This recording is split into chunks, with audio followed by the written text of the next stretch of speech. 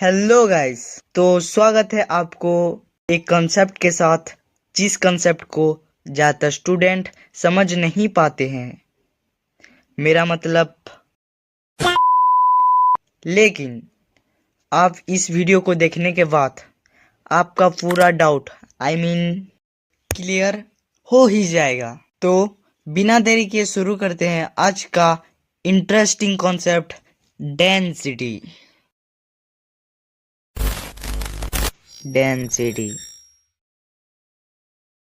तो इन तीन चीजों से आपका डाउट क्लियर होगा।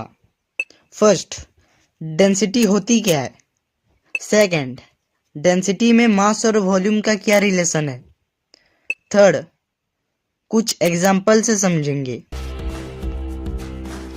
तो पहले समझेंगे कि डेंसिटी होती क्या है। आसान भाषा में बोले तो डेंसिटी का मतलब होती है कोई चीज कितनी घनी है और डेंस है। हाँ, भारी भारी या मोटा मोटा फील होना। समझ नहीं आया? एक एक्सपेरिमेंट से समझते हैं। देखो, मैंने दो प्लेट ली। एक में मैं हनी यानी शहद ऐड करूंगा और दूसरी प्लेट में मैं कोई सा भी ऑयल को ऐड करूंगा। तो अब बारी है टच करने की। जब मैं हनी यानी शहद को टच करूंगा तो मुझे मोटा मोटा या भारी भारी सा फील हो रहा है। अब मैं ऑयल को टच करूंगा तो जब मैं ऑयल को टच कर रहा हूं तो मुझे वीक सा फील हो रहा है या हल्की हल्की फील हो रहा है। तो यहाँ पर हम समझते हैं कि जो हनी का जो डेंसिटी है वो ज़्यादा है ऑयल से, यानी जो मोटा मोटा फील हो रहा है उसका डेंसिटी ज़्यादा है और जो हल्का हल्का फील हो रहा है उसका डेंसिटी कम है। आई होप आपको डेंसिटी समझ आ गई होगी, इसलिए एक लाइक तो बनती है।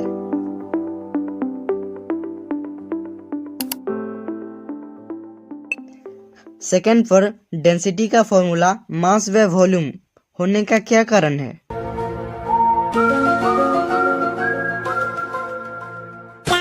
मास, तो मास का मतलब एक सब्सटेंस पर कितनी मैटर या पार्टिकल प्रेजेंट है। वॉल्यूम, तो वॉल्यूम का मतलब किस भी सब्सटेंस पर एक्स वाई जेड एक्सिस होगी उसका अंदर की पार्ट को हम वॉल्यूम कहेंगे। आई होप आप मास और वॉल्यूम को समझ चुके होंगे। तो इस डेंसिटी पर मास जो है वो डायरेक्टली प्रोपोर्शनल है। अगर हम मास को बढ़ाएंगे तो डेंसिटी भी बढ़ेगी और मास को कमाएंगे तो डेंसिटी भी कमेगा। अब वॉल्यूम पर, तो वॉल्यूम इन्वर्सली प्रोपोर्शनल है डेंसिटी पर। कैसे? जब हम वॉल्यूम को बढ़ाते हैं तो डेंसिटी कम जाती है, क्योंकि वॉल्यूम ज़्यादा हो चुका है तो पार्टिकल्स में डिस्टेंस जो है वो बढ़ चुकी होती है। तो टच करने पर हमको हल्की हल्की फील होती है।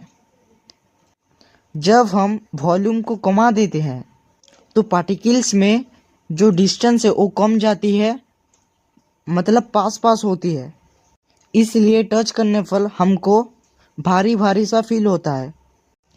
यही है मास और वॉल्यूम का रिलेशन इन डेंसिटी पर। इसलिए डेंसिटी का फॉर्मूला मास बटा वॉल्यूम आता है।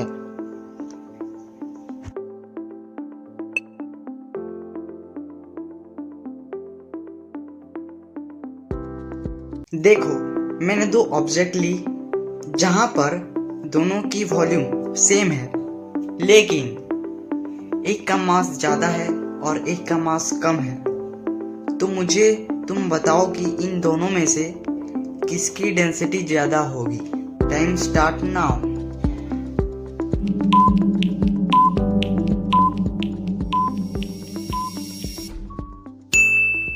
हाँ, 2 नंबर वाली, क्योंकि वॉल्यूम सेम है तो हमको वॉल्यूम से पता नहीं चलेगा लेकिन मास जो है वो डायरेक्टली प्रोपोर्शनल है।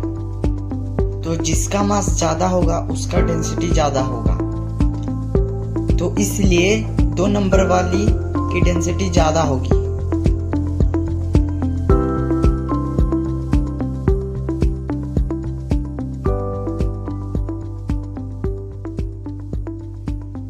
केस 2 जिसमें वॉल्यूम डिफरेंट है लेकिन मास सेम है। तो अब मुझे बताओ कि किसमें डेंसिटी ज़्यादा होगी।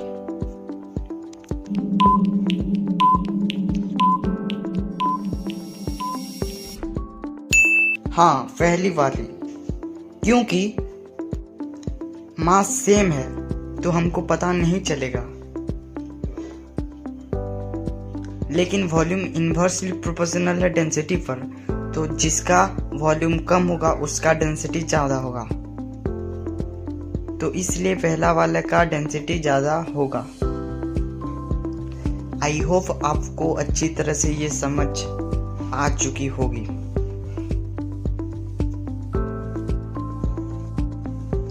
तो आपने एक बात जरूर जानी होगी कि जो हल्की होती है वो ऊपर चली जाती है और जो भारी होती है वो नीचे चली जाती है।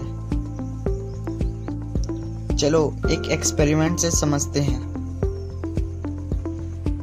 देखो, मैंने गिलास ली और उस पर मैं पानी डाला। ओके, अब मैं शहद को डालूंगा, यानी हनी को डाल दिया और उसके बाद मैं कोई सा भी ऑयल को डाल दूंगा। डाल दिया तो देखो अब तुम्हें क्या दिखाई दे रही है। हाँ, जो हनी जो भारी भारी है वो नीचे चली गई और जो ऑयल जो कि हल्की हल्की होती है वो ऊपर चली गई। ऐसे ही और एग्जाम्पल है डेंसिटी के, जैसे कि hot air balloon, helium gas के गुब्बारे और सॉल्ट वाटर में किसी ऑब्जेक्ट का फ्लो होना। और एक एग्जाम्पल, इस गिलास के पानी में मैं सॉल्ट को डाल दूंगा।